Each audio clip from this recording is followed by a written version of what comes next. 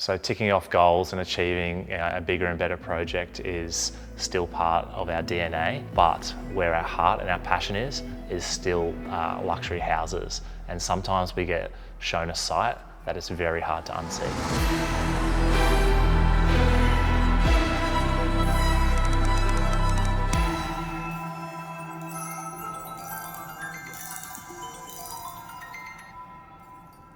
Here he is.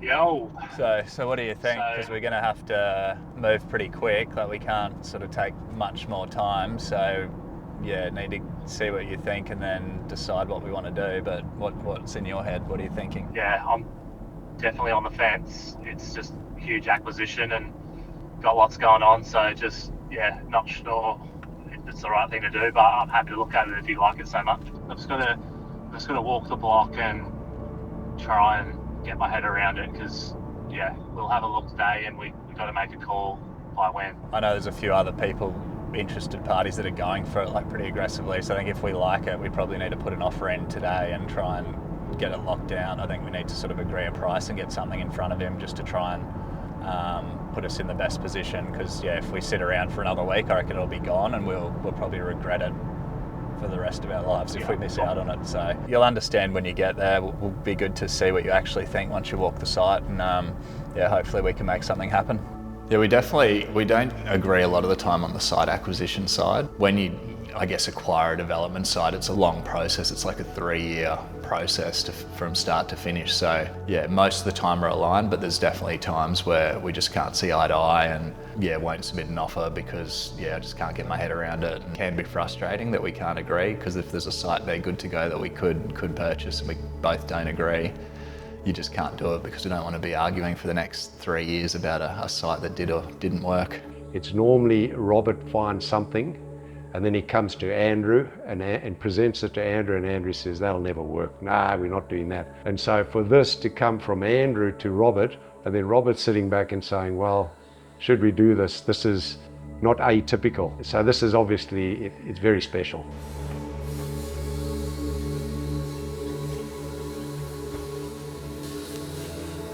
Righto. So this is it. First look. Yeah, actually it's pretty good. Wait till you see the view. Holy crap. I told ya. Yeah, okay. I admit. You were right. Can't beat it. Look how wide it is, just the frontage. Crazy. Look how close this water is. Yeah. So which is the house you're renting on holidays? This one next door, and then I've also stayed in the one at the end as well in the past. How good. And then after that, there's no beachfront until, yeah, that's it. Until main Byron. That's epic. And this one has no trees in front, like all the houses down there have like trees blocked. What I actually do like is like these trees along the side, so it's like actually super private. I thought it was going to be lots of people looking in, but nah, it's fully private. And this is the one on the market. Yeah. And what are they chasing for that? He said over 30. And what about the lots? So which way are they? This way or that way? So they're lengthwise, split into 4 lots at the moment. So technically, should we split it down the middle, one house either side, or you could just do one big house in the middle, so it just depends. I'll take this side, you take that side. Yeah, that'd be nice. I think we've got to sell one though. And I'll show you my favourite part. It has like your own private beach access. So you open up and just straight down to the beach. Literally your own beach. Crazy. That's it, on the beach. So, geez, we're gonna have to buy this now. That's a problem. I was hoping I didn't like it. I knew you'd like it. As soon as I saw it, I was like, that's the one. So this is like what we've wanted for so many years, but we always sort of pictured this on the Gold Coast. Like, I didn't actually think we would chuck in an offer and Byron, to be honest.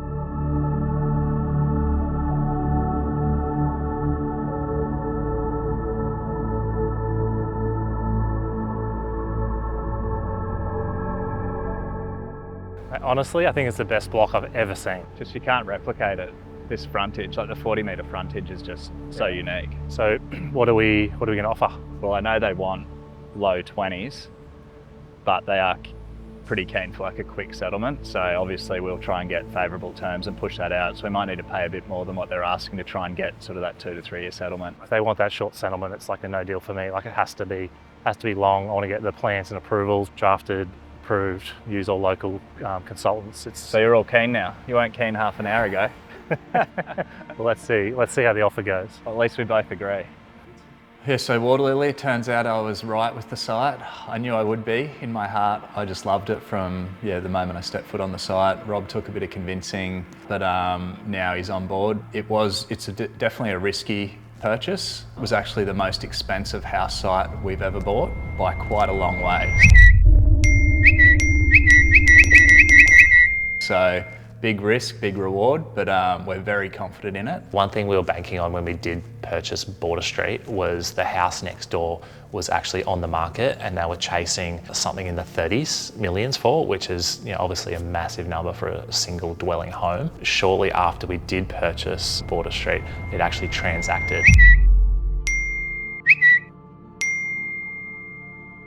Which is obviously amazing and a really good comparable for right next door to do something very similar. And the goal would be to do something better. Cheers! Easy!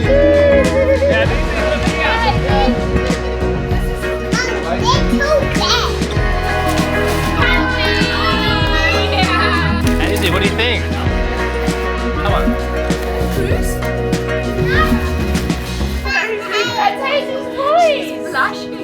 So you can listen to him when you miss him. Go, show me one.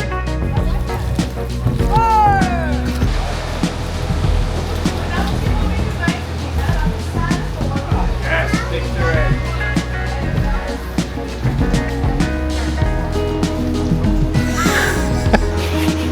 That's right.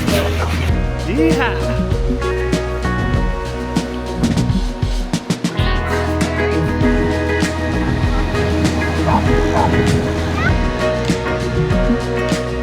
Just filming Andrew crash out again.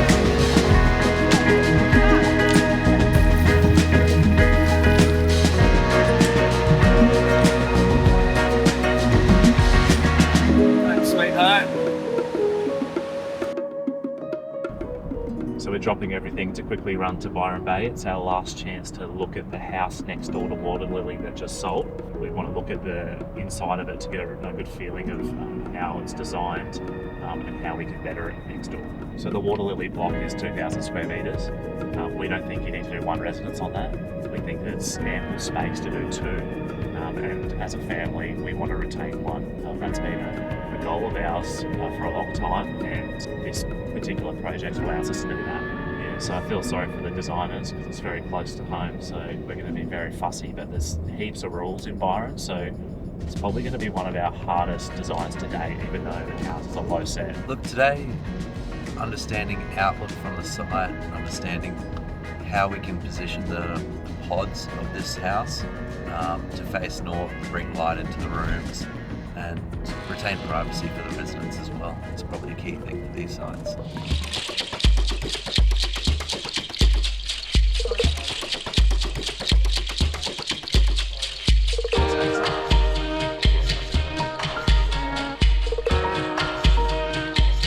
Seeing that house was super important. Understanding the construction methodology of the houses on these sites, and also understanding what the market expects from a house of this calibre. Seeing the detailing in that house, that was awesome. Really gives us a lot of inspiration for these two houses. I think the beautiful thing about this site compared to some other sites along the street is that you walk on site and then you're hit with the view. So I think taking that view and making sure we utilise it from all the spaces within the house is going to be super important. And why not? Like there's no other sites with this view, so the house has to take it in.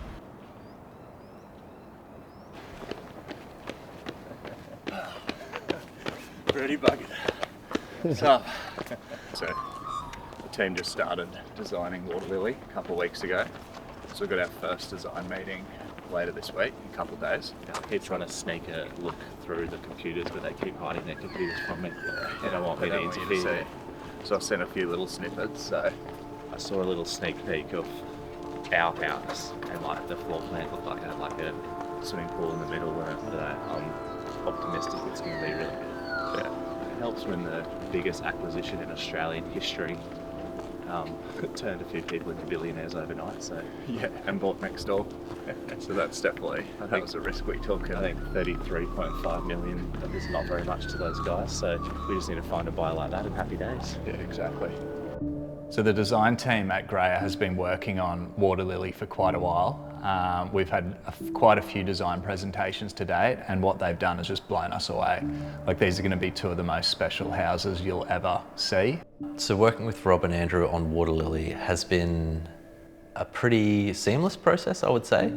It's always hard working for a client who is also your boss, but I think we've got such good synergies through working with each other for so many years that we just have a gut feeling for what they would like. We wanted the house to feel very solid and very permanent. So a lot of beach homes we've found often have the aesthetic of, I call them sticks, but battens and boards and tin roofs, and it's very Australian vernacular, but we wanted Waterlily to appeal to an international vernacular. We believe that the Byron coastline, specifically the Belongil Beach, is an international level beach. So that led us down a more permanent, more robust building form. And that's been the hardest back and forth that we've had with our engineers and our town planners about how do we adhere to the requirements for removability and make it feel solid and permanent and something that is internationally recognisable. So just buying the Waterlily site has extended GRAYA's name into New South Wales very firmly. So I can only imagine what it's going to do when we deliver these homes. Spreading the GRAYA name around Australia is really important for our next chapter, and it also achieves one of our goals to be able to make GRAYA a household name. So as you can hear,